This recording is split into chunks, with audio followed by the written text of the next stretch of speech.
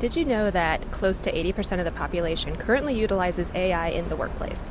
This is as opposed to a mere 15% of us using AI in the workplace a year ago.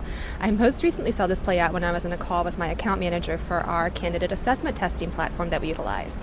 Essentially, this company has redefined how they calculate an overall candidate assessment score areas: their cognitive ability, their motivation, and their personality.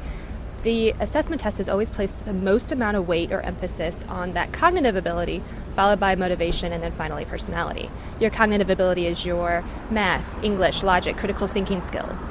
And then motivation is essentially your overall drive or energy or interest in performing the function of a job. And finally, your personality traits, those inherent traits that you have, that how they play out with the workplace. Because of AI and its readily availableness to the workplace, the assessment company has decided to more emphasis on motivation and personality versus cognitive.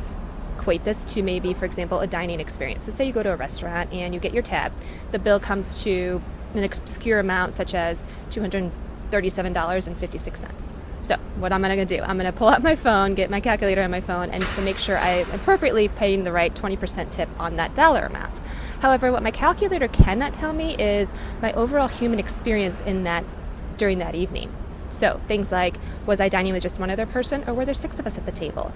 What was the general experience I got from the waitstaff? Were they accommodating, or did they barely hit the mark? Various elements in that whole experience are what really ultimately is going to lead to what I'm going to essentially leave for that tip.